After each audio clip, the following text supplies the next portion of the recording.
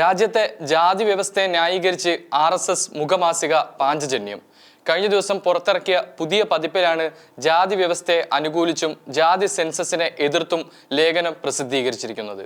ജാതി വ്യവസ്ഥയാണ് ഇന്ത്യയെ ഒരുമിപ്പിച്ച് നിർത്തുന്നത്.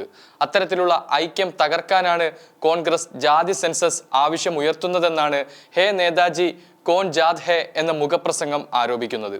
തൊഴിലിന്റെയും ജീവിത രീതികളുടെയും അടിസ്ഥാനത്തിൽ പല വിഭാഗങ്ങളിലായാണ് ജനങ്ങൾ രാജ്യത്ത് ജീവിച്ചിരുന്നത്. ഇവരെ ഒരുമിപ്പിച്ചത് ജാതി വ്യവസ്ഥയായിരുന്നു. രാജ്യത്ത് അധിനിവേശം നടത്തിയവരെല്ലാം ഈ ഐക്യം തകർക്കാൻ ശ്രമിച്ചു. മുഗളന്മാർ ആയുധങ്ങൾ ഉപയോഗിച്ചു.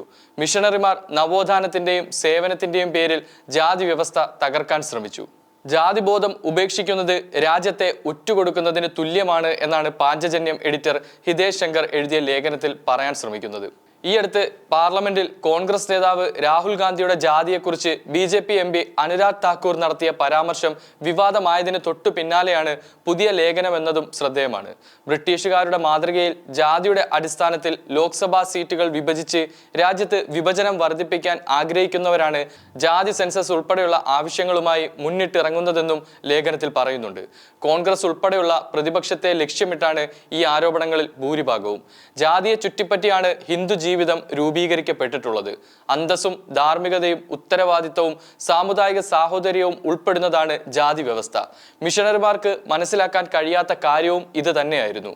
മതപരിവർത്തനത്തിന് ജാതിയെ ഒരു ഘടകമായാണ് മിഷണറിമാർ കണ്ടതെങ്കിൽ കോൺഗ്രസ് അതിനെ ഹിന്ദു ഐക്യത്തിലെ ഒരു വിള്ളലായി കാണുന്നു എന്നാണ് ലേഖനം കുറ്റപ്പെടുത്തുന്നത്.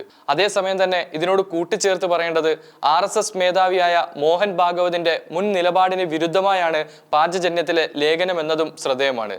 200 വർഷം സംവരണം നൽകിയാൽ പോലും ജാതീയമായ പിന്നാക്കാവസ്ഥ മാറില്ലെന്നായിരുന്നു മോഹൻ ഭാഗവത് അടുത്തിടെ പറഞ്ഞത്.